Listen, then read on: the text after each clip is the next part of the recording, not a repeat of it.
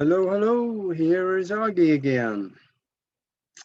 Let's step outside of the box, far outside of the box today, and talk about how can you make a UFO detector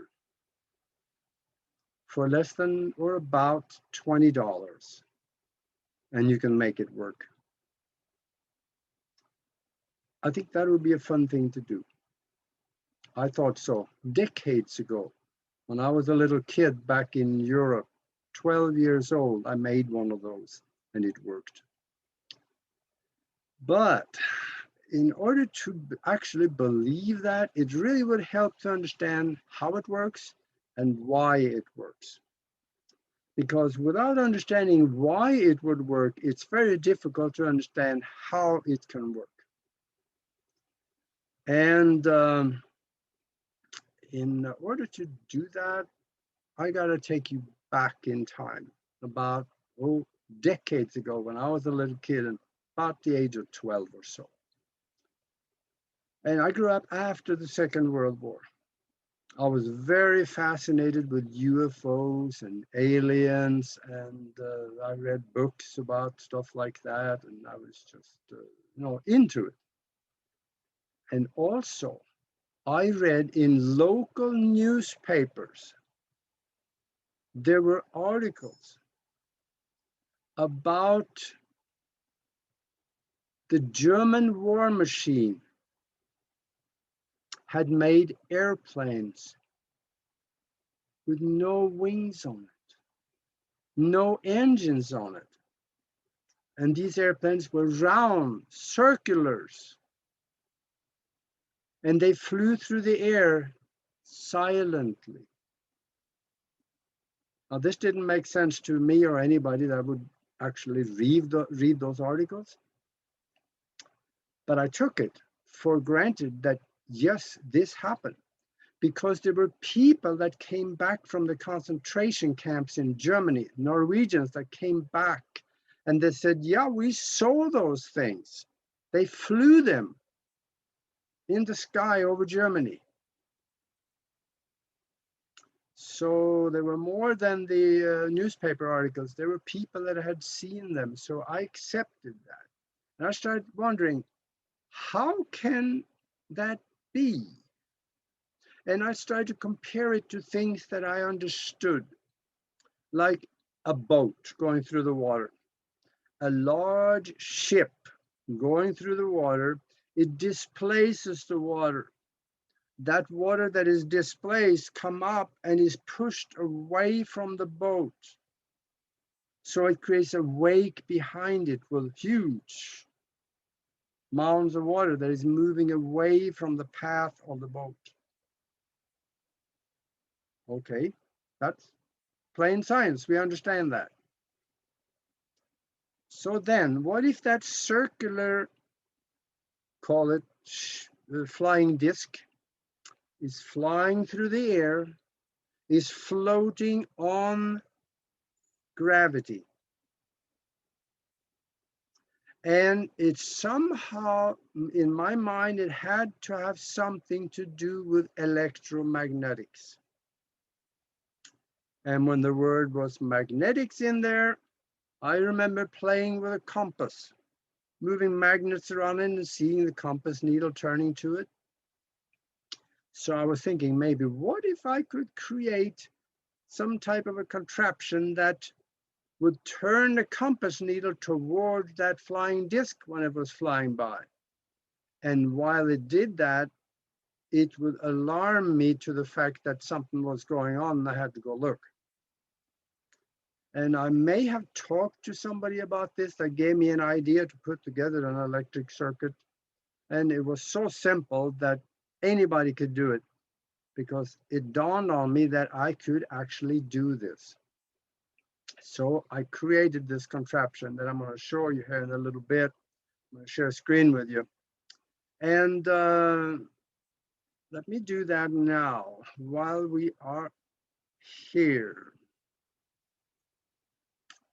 Okay, share.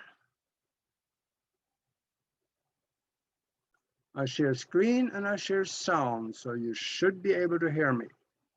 Okay, here is the contraption.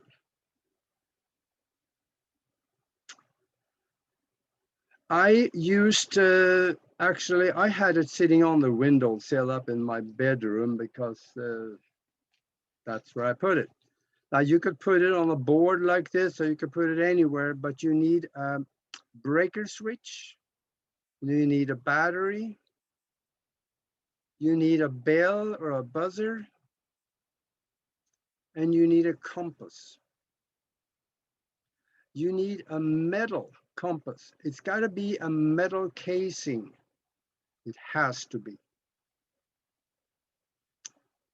That's all the parts you need, except for some wire that you probably have laying around the house anyway. So I got a hold of those things. They didn't necessarily look just like this, but I got a hold of parts for it. So I hooked it up with some wires. And this wire that let's start at the battery. I hooked it up to the negative pole, or I don't remember exactly where I started, but for your purpose here, let's start at the negative pole, string a wire to the breaker switch, into the breaker switch. And then it goes through the breaker switch, and a new wire starts out here, go over to the buzzer or the bell. Then you start a new wire over here on the other pole on the bell, going to the metallic compass casing, and attach that wire to the metallic compass casing. You could solder it on if you know how, or use a clip or something. If you don't know how, just attach it somehow. And then the wire will go from there to in on the compass, next to the compass needle. And what we did, or what I did, is that I took a wire that looks kind of like this and I split it up so that it looks like that. And then I put that over the compass needle on both sides of the compass needle. So if the needle were to turn, it touches the wire and set off the electric circuit. So then when you set off the electric circuit, the bell goes off and the whole thing, the alarm goes off. You grab your binoculars, go outside and look into the sky. Something is setting off that bell that affects the gravity or the Earth magnetic field, so the compass needle turns. It's probably those ripples that's coming off when the ship is sailing through the air. Those ripples will wiggle the compass needle first, and then it starts turning and it'll touch the wire and the bell goes off. So it is really very simple. Anybody could do this. I went to the internet and I was looking up parts for it as of right now, actually about a week ago.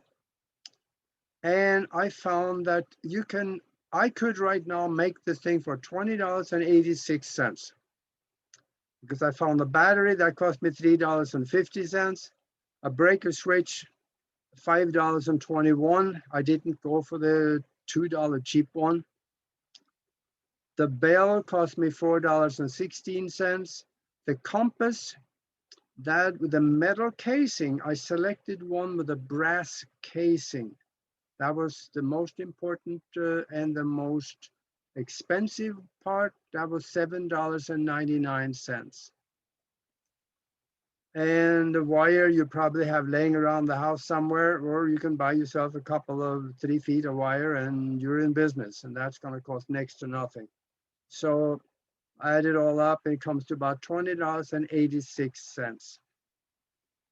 If I was squeezing on the money, I could probably get it down to about 17 because I found some cheaper ones that, but I like these better, especially the brass casing. I like that. That's a good electric conductor.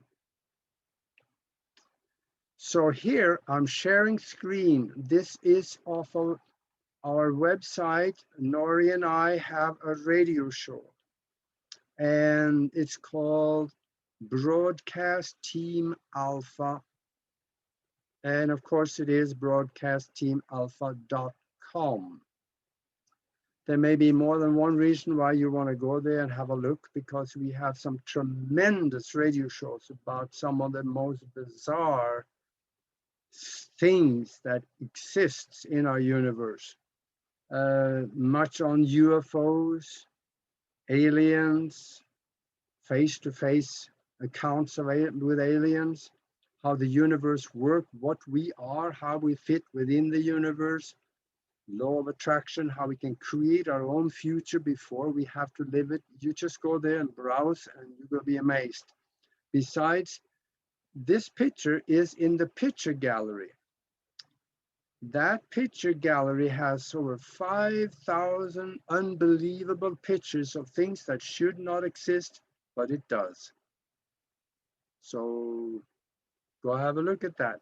And then you go to page 33 in the picture gallery of Broadcast Team Alpha. And you can see this particular drawing. So if you're going to make this, look at the drawing and you will be good. It's pretty simple to do. And that's all you really need to know to make one of these. So any one of you 12-year-old kids that is seeing this, go for it. I did.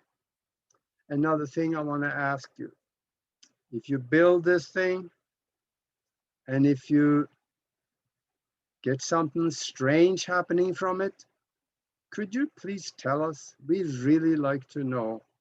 And maybe we can make a video with you or something, because this is so unique. I haven't seen anybody try to explain how to make one of these things.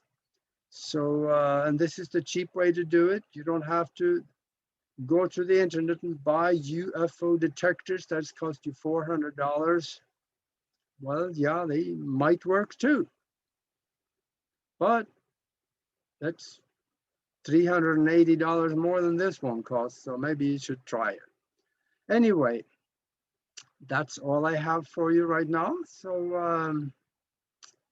So you just go for it. And now I will stop sharing screen, and then we're back. So let me know what you can do with it. And until then, we'll see you in the next video.